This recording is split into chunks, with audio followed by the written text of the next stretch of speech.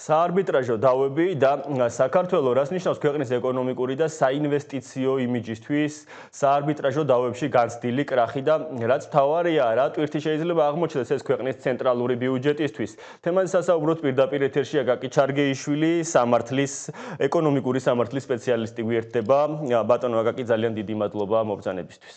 მადლობა თქვენ და მინდა გითხრათ ელეგანტურად გამოიყურებით და ასე უმახიანად საუბრობთ, მე შეიძლება ვერ აკვეთ და შევეცდები ეს თქვათ კითხვებზე გიპასუხოთ უფრო ესეთ ტონში. ძალიან დიდი მადლობა.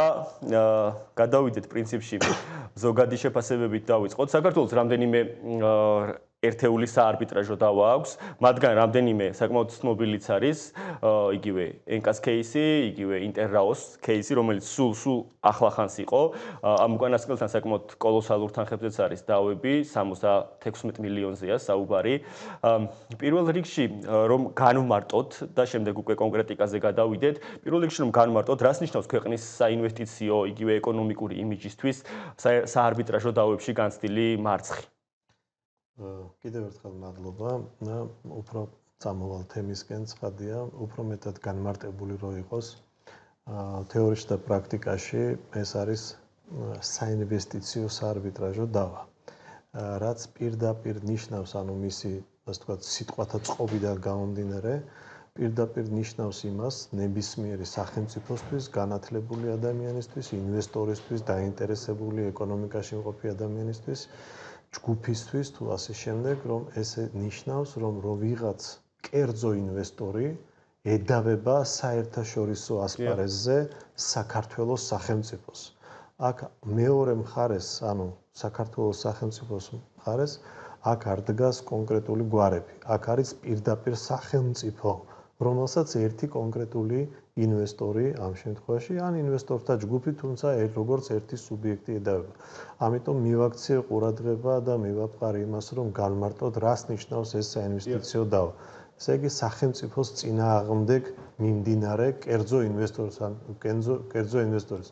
ეს არის ერთგვარად ის ინვესტორი და ის ინვესტორის ჯგუფი, რომელსაც დიდი გავლენა აქვს საერთაშორისო ურთიერთობებზე ეკონომიკური კონტექსტით და ეკონომიკურ ბრუნვაში.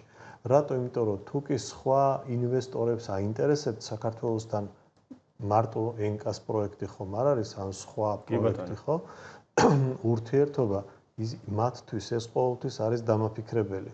ანუ რატო ედავება კონკრეტულ ენერგეტიკულ სექტორში კონკრეტული ინვესტიციის განხორციელების თაობაზე კონკრეტული ინვესტორი ამოდენა საქართველოს სახელმწიფოს, ხო? იმიტომ რომ სად ერთი ინვესტორის ინტერესი თითქოს და თავის მხრივ საქართველოს სახელმწიფო როგორც ასეთ, იმიტომ რომ ჩვენ ხომ სახელმწიფო არ ვართ მხოლოდ ინვესტიციაზე გათვლილი სუბიექტები, ხო? ჩვენ ვართ ადამიანები, სახელმწიფო, გვაქვს სკოლები, ბავშვები, შვილები და ანუ ერთიანობაში დიდ ორგანიზმს და სოციუმს წარმოადგენს. ამიტომ ამით დაინტერესება ნეგატიური არის ყოველთვის, როდესაც აი ესეთი მესიჯებით თუნდაც დავა მოგებადი იყოს, ესე შევაფათ პოზიტიურ კონტექსტში, მიუხედავად ამისა, როდესაც ინვესტორი გედავება და შენ იცი რომ პირობითად მართა, მაგრამ გედავ, ესეც უკვე უარყოფითი იმპულსია, სამწუხაროდ.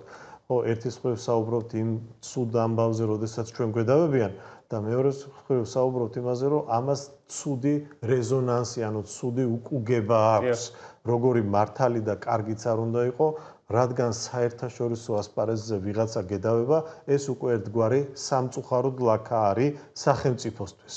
ხო, ამიტომ ეს უარყოფითობა ვრცელდება შემდგომ სხვა ინვესტორებზე, იმიტომ რომ ჩვენ არ გვაქვს მხოლოდ ენერგეტიკული სექტორი, ან ენერგეტიკული თუ გვაქვს, ენერგეტიკაშიც სეგმენტიზაცია გვაქვს, ხო? არის ჰიდრორესურსი, არის ზის რესურსი, არის აირის რესურსი, და ასე შემდეგ და ასე შემდეგ გადამუშავების ცირკულაცია, ну, სხვადასხვა, ხო? აქედან გამომდინარე, ეს უარყოფითი იმპულსები მიდის უკვე ენერგეტიკასთან დაკავშირებით. იქვე პარალელურად გვაქვს კომუნიკაციები, რომელიც საინვესტიციო და სფერო არის, მშენებლობა, ну, ასე შემდეგ და ასე შემდეგ. აი ამ ნაწილში ჩაგეკითხებით. ეს საარბიტრაჟო დავები საკმაოდ ხანგრძლივობით ხასიათდება და უხეშად რომ ვთქვა დროში საკმაოდ იწელება ხოლმე. ჩვენ თუ ასევე დავაკვირდებით იგივე საინვესტიციო შემოდინებებს ქვეყანაში, მაინც და მაინც სახარბიელო მდგომარეობა FDI-ის შემოდინების კუთხით ქვეყანაში არ აქვს. სულ კი ბატონო, სულ ახლახანს გამოქვეყნა FDI-ის მონაცემები და იქაც ვნახეთ რომ კლებას აჩვენებს. მე მინდა კორელაცია დავაფიქსირო ამ ორ საკითხს შორის. რამდენად არსებობს თქვენ ახსენეთ რომ ის ინვესტორები და საინვესტიციო წრის წარმომადგენლები მნიშვნელოვან ყურადღებას ადევნებენ ამ ყველაფერს.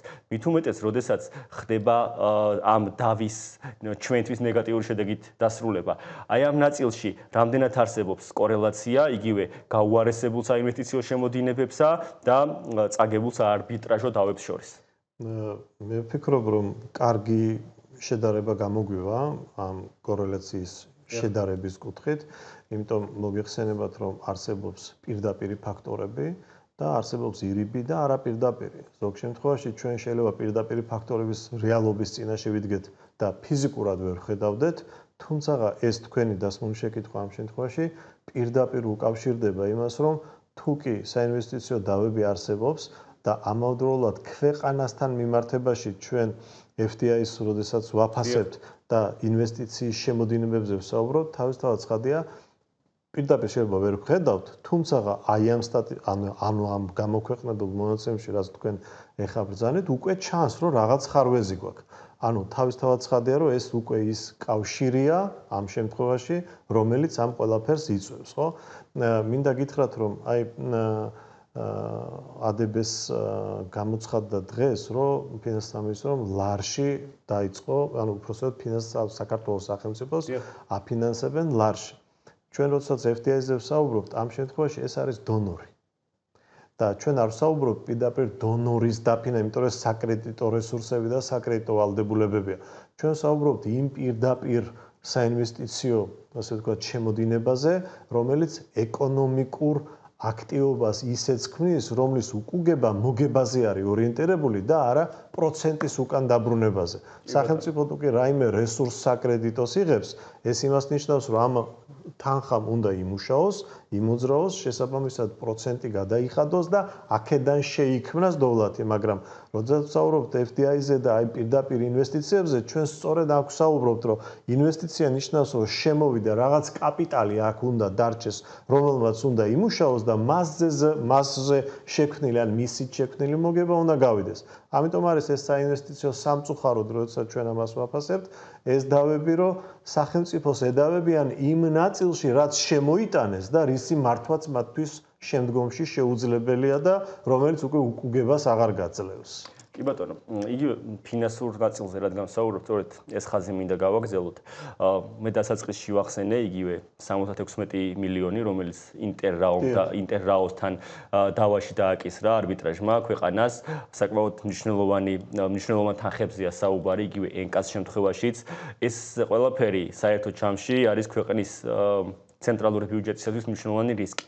პირველ რიგში მაყურებელს რომ განვმარტოთ, რა ფორმით ხდება ამ ყველაფრის გადახდა და თუნდაც იურიდიული თვალსაზრისით, როგორ შეიძლება, ასე ვთქვათ, პროცედურულ დონეზე თუნდაც ეს გაიწელოს ისე, რომ ქვეყნის ცენტრალური ბიუჯეტისათვის ეს არ აღმოჩნდეს მნიშვნელოვანი ტვირთი. პირველ რიგში უნდა ვთქვათ, რომ სამწუხაროდ ესე ხდება, ისევ პირდაპირ და არა პირდაპირ კავშირებზე ვსაუბრობთ, ვიღაც ჩინოვნიკებმა თავის დროზე, ამ შემთხვევაში საუბარია 10-ული წლების უკან, დაუშვეს რაღაც შეცდომები. დღეს ეს ჩინოვნიკები საერთოდ ჩვენ თვალსაწიერშიც აღარ არიან.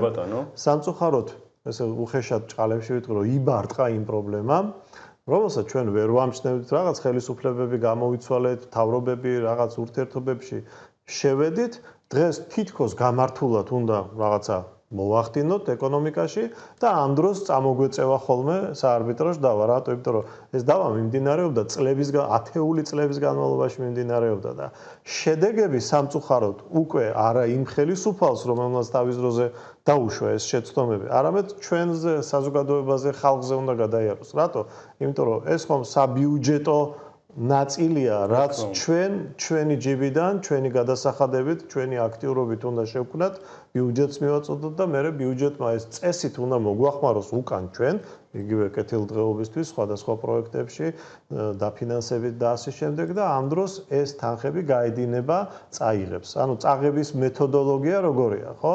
რადგან საერთაშორისო საინვესტიციო დავების პალატა მიიღო გადაწყვეტილება, მისი აღსრულება მას აქვს ის მექანიზმები, რომ ეროვნულ ბანკს შეუძლია დაუყადაღოს თუ ნებაყოფლობით არ მოხდება ამ შემთხვევაში გადახდა სახელმწიფოს მხრიდან, მაშინ დაუყადაღებენ ეროვნულ ბანკს იმ ანგარიშებს, რაც მას საერთაშორისო, ასე ვთქვათ, ურთიერთობებში გააჩნია და აი ესე იძულების წესით მოხდება აი ამ თანხების წაღება.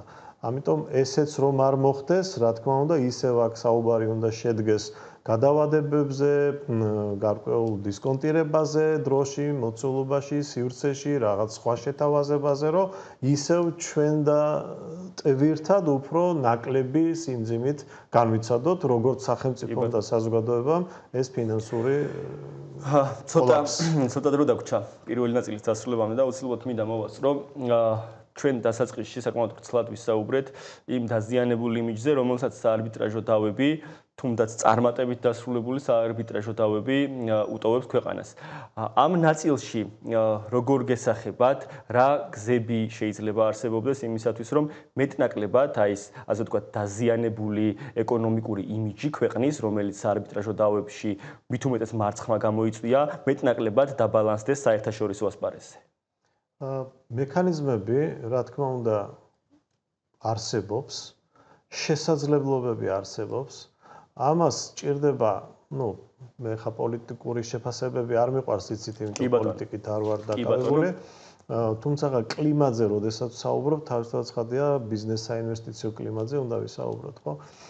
ეს არის სასამართლოს მიმართ თავისუფალი, ანუ არა მხოლოდ დიდი ინვესტორისთვის პირობების შექმნა, არამედ ის გულისწყრომა, რაც ადგილობრივ ბიზნესებსაც გააჩნიათ, რომ რაღაც დავაში სიმართლეს მიაღწიონ. გაჭიანურებული დავები, ანუ თუ კი ინვესტორებმა და კლიმატმა ზოგადად, ასე ვთქვათ, საინვესტიციო ეკონომიკამ იცის, რომ შენ თუ რამე პრობლემა შეგექმნა, ამ პრობლემას გადაწყვეტილების მისაღებად ჭირდება უამრავი ბარიერი, ჭირდება უამრავი დრო, სასამართლოში შეიძლება კვალიფიციურობა არ შეგვხდეს, ან დაიჩაგრო, იმიტომ რომ სახელმწიფოს სასარგებლოდ ხდება ძირითადად გადაწყვეტილებები და სასამართლო შეიძლება შიგნით კარგად არ იხედება ამ გადაწყვეტილებებს, ან არასაბუთებს, სამწუხაროდ აი ბოლო პერიოდში წამოვიდა ეს ტენდენცია, რომ დასაბუთებულობის, განვიცდით იურისტები, ასე ვთქვათ, დასაბუთებულობის პრობლემას, იმიტომ რომ ჩვენთვის მნიშვნელოვანია სასამართლო რა გარემოებებს, რა ფაქტორებს ითვალისწინებდა, როდესაც ამა თუ იმ გადაწყვეტილებას იღებდა და ჩვენ როდესაც ვერ ვხედავთ